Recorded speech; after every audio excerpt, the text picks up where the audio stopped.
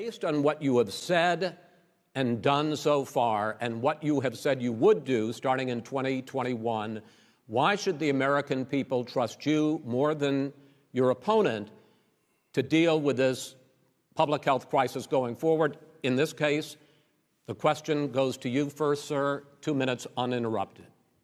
Good luck. 200,000 dead. As you said, over 7 million infected in the United States. We, in fact, have 4% of the world's population, 20% of the deaths. 40,000 people a day are contracting COVID. In addition to that, about between 750 and 1,000 people a day are dying. When he was presented with that number, he said, it is what it is. Well, it is what it is because you are who you are. That's why it is. The president has no plan. He hasn't laid out anything. He knew all the way back in February how serious this crisis was. He knew it was a deadly disease. What did he do? He's on tape as acknowledging he knew it. He said he didn't tell us or give people a warning of it because he didn't want to panic the American people. You don't panic. He panicked. In addition to that, what did he do? He went in and we were insisting that the Chinese, the people we had on the ground in China should be able to go to Wuhan and determine for themselves how dangerous this was. He did not even ask Xi to do that. He told us what a great job Xi was doing. He said we owe him a debt of gratitude for being so transparent with us. And what did he do then? He then did nothing. He waited and waited and waited. He still doesn't have a plan. Wrong. I laid out Sir, back in March exactly what we should be doing. And I laid out again in July what we should be doing. We should be providing all the protective gear possible. We should be providing the money the House has passed in order to be able to go out and get people the help they need to keep their businesses open schools that cost a lot of money. You should get out of your bunker and get out of the sand trap and get in your golf course and go in the Oval Office and bring together the Democrats and Republicans and fund what needs to be done now to save lives. So if we would have listened to you... You have 2 minutes, sir. If we would have listened to you, the country would have been left wide open. Millions of people would have died, not 200,000, and one person is too much. It's China's fault. It should have never happened. They stopped it from going in, but it was China's fault. And by the way, when you talk about numbers, you don't know how many people died in China.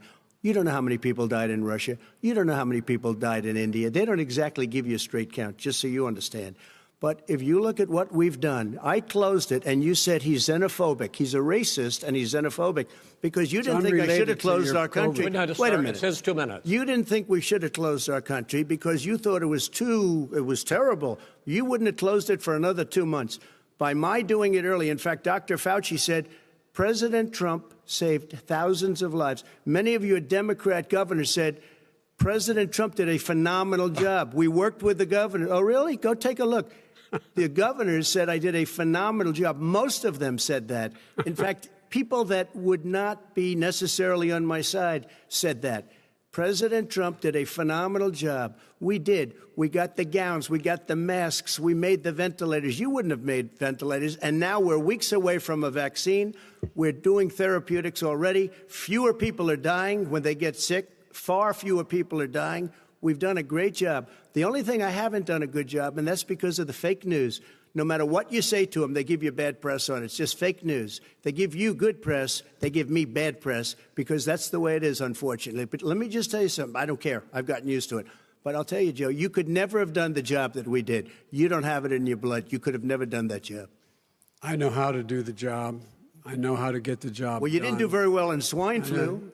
H1N1, you were a disaster. Your own chief of staff said you were a disaster. 14,000 people died, not 200,000. There was no economic recession. Sir, you made a there was no recession. You made a point. Let him answer it. And there was we didn't shut down the economy.